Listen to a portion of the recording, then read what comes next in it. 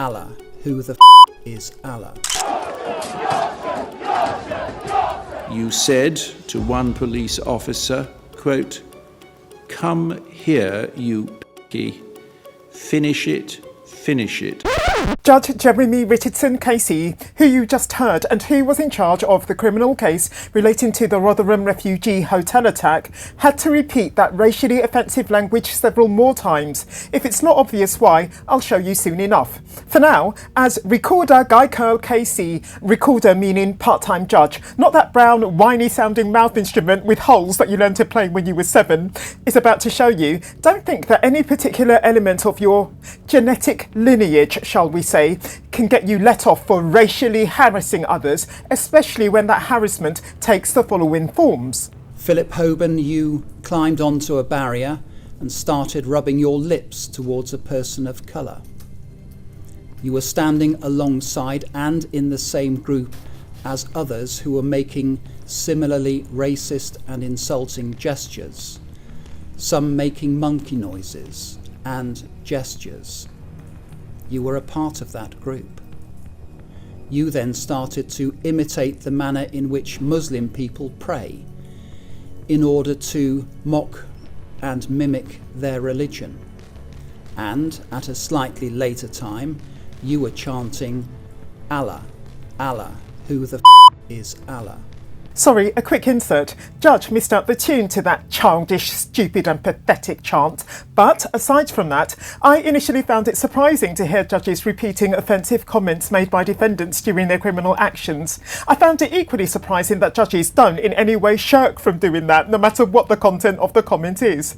I imagine that when you live in the law, you just get on with the job of citing incriminating comments made by defendants, whatever those comments communicate. Anyway, on with the show. You were one of the leaders of your group of protesters. You were arrested and interviewed. You denied that you were a racist. You informed me that you are of mixed race. Then you should know better than to make these comments and gestures. You may be aware of the hurt and the distress that they cause. And don't expect the fact that you have, in the past, helped the police catch online child you-know-what abusers to get you out of trouble either. In the past, you have assisted the police to catch and convict online child sexual offending predators. In the context of this behaviour, at this time, any personal mitigation is of limited value. God knows how this bloke was even allowed to help the police in any way in the first place. You are 48 years of age, with many convictions, including Public Order Act offences, as I have already indicated. Hoban was sentenced at the same time as another man, James Gettings, whose Gettings were just as childish and offensive as those of Hoban. But before I show you what this second man did, you could probably benefit from a bit more information about both men's criminal indictments. The context of both of your offending is that it arises out of civil unrest in many parts of the United Kingdom. It is against that background that both of you involved yourselves in a protest outside Leeds Art Gallery on the Hedgerow on the 3rd of August.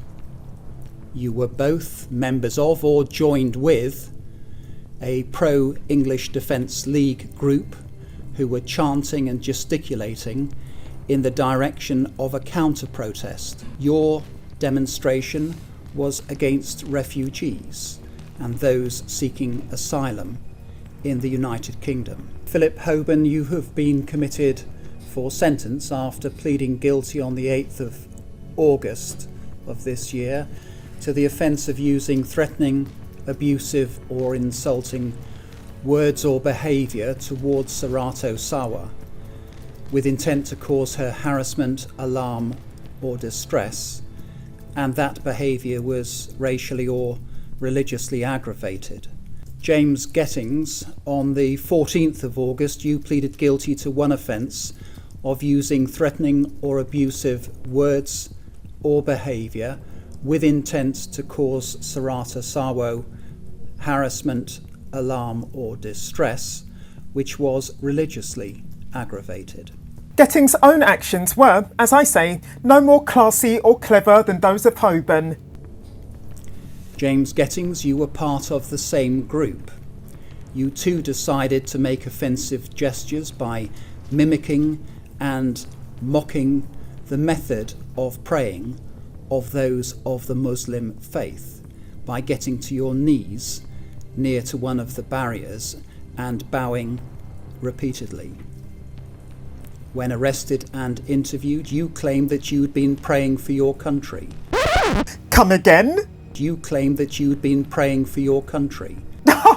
Personally, I don't wonder why neither the police nor the judge believed that explanation.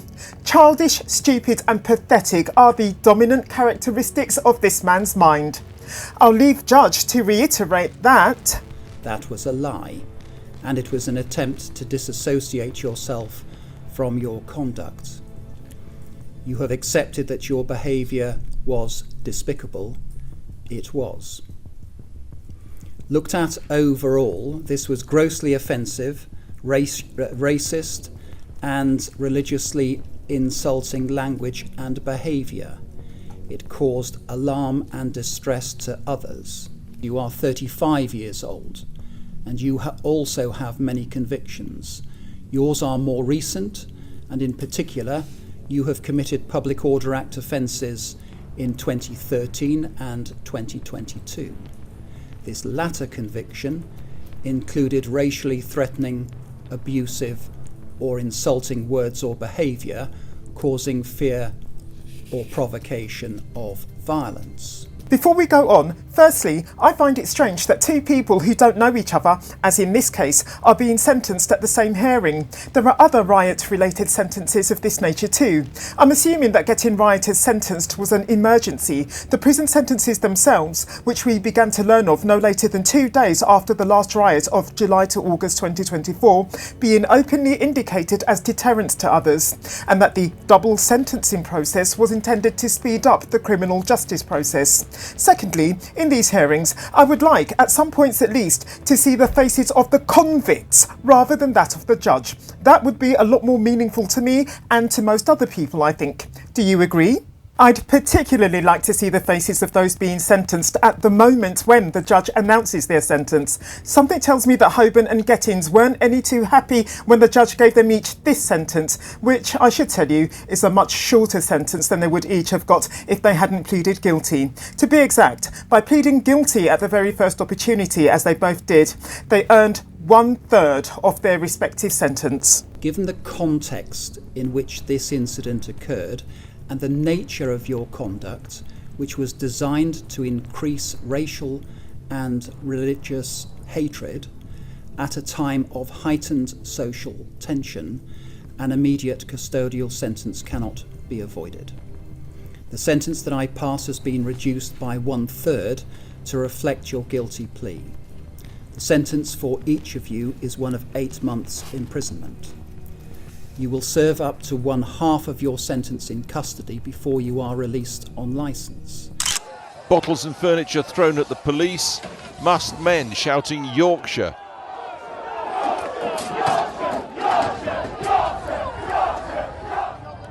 A bin set on fire by rioters with little regard for anyone inside the hotel. A police force at times. 23-year-old Elliott Wragg and 38-year-old Stuart Bolton were part of a mob that, on the 4th of August 2024, attacked the Holiday Inn Hotel in Manvers, Rotherham, where refugees and asylum seekers are accommodated. I fancy this was the two men's way of protesting the presence of refugees and asylum seekers in the UK on account, for instance, of their cost to the taxpayer and of the corresponding neglect by the government, many agree, of those in need who are from this country. These are objections that are worthy of debate none other than in the lower chamber of the Houses of Parliament, I'd say, and so I believe would many others.